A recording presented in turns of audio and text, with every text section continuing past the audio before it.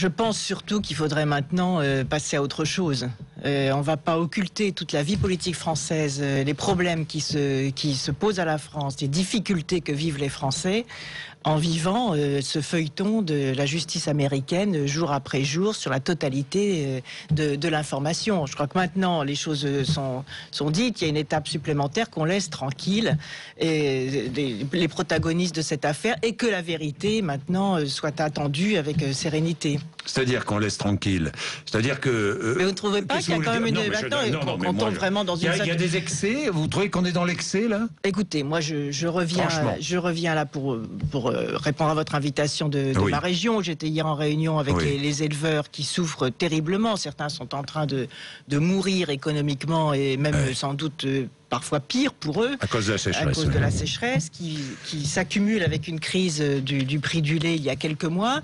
Donc voilà tout un pan d'une profession qui est en train de disparaître, d'agonir, dont plus personne ne s'occupe, alors qu'il y a des solutions à mettre en place, comme par exemple la réquisition des céréales qui aujourd'hui sont exportées parce qu'il y a une spéculation sur le prix. On pourrait réquisitionner ces céréales pour permettre aux éleveurs de nourrir leurs troupeaux.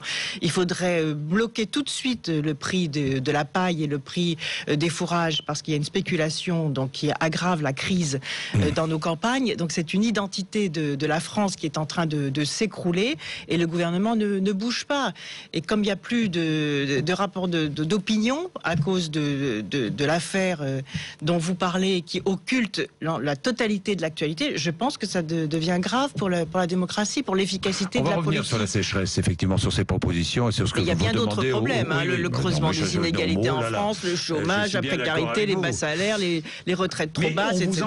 Oui, mais c'est quoi? Non, eh bien justement, il n'y a pas eu pas un seul paysan hier ne m'a parlé de cette affaire, pas un seul. Ils sont préoccupés, par autre chose. Mais il faut faire attention, parce qu'il peut y avoir même une exaspération de l'opinion qui se dit finalement qu'il y a un décalage, un fossé qui est en train de se creuser entre un système médiatique, je le comprends, qui est fasciné par cette histoire quand même incroyable. Elle ne vous fascine pas, cette histoire? Non, elle m'attriste profondément.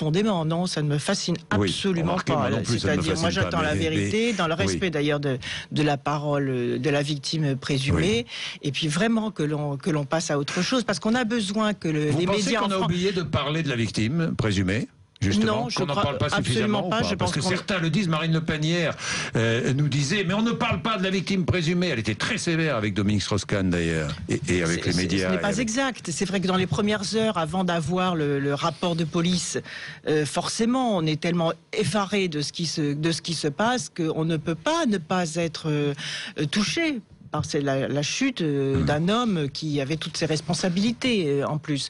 Mais au contraire, je crois que la victime, tout le monde y a pensé. Il y a d'ailleurs un système qui est exceptionnel dans la justice américaine et qu'on devrait bien mettre en place en France. C'est le droit à la protection des victimes. Vous avez vu que cette femme, fort modeste d'ailleurs, est protégée par la police, a été relogée par la police, est sortie de son quartier pour qu'elle ne subisse pas non plus des pressions directes, qu'on ne puisse pas venir la voir à domicile, etc. Cela n'existe pas en France, malheureusement, ce qui fait que seulement 10% des femmes victimes de violences sexuelles osent porter plainte. Pourquoi? Parce qu'elles retournent dans leur quartier, donc elles subissent parfois des mesures de punition, de rétorsion.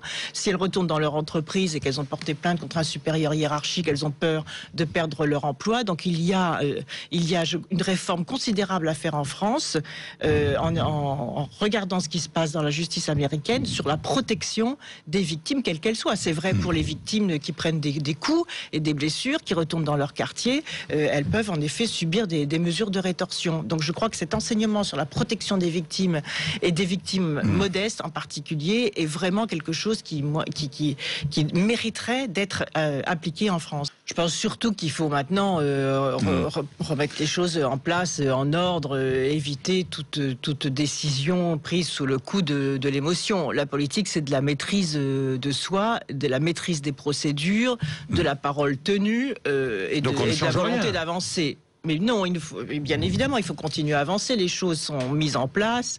Un calendrier est précisé. Des engagements ont été pris envers les Français sur l'organisation de ces primaires. Les dépôts de candidature doivent avoir lieu à la fin du mois prochain. Donc que chacun reprenne ses esprits et que nous organisons les choses comme nous nous y sommes engagés, comme d'ailleurs ça a été voté par les militants socialistes. La démocratie, c'est le respect des règles. Là, il y a des règles. Il n'y a aucune raison de remettre en cause ces règles.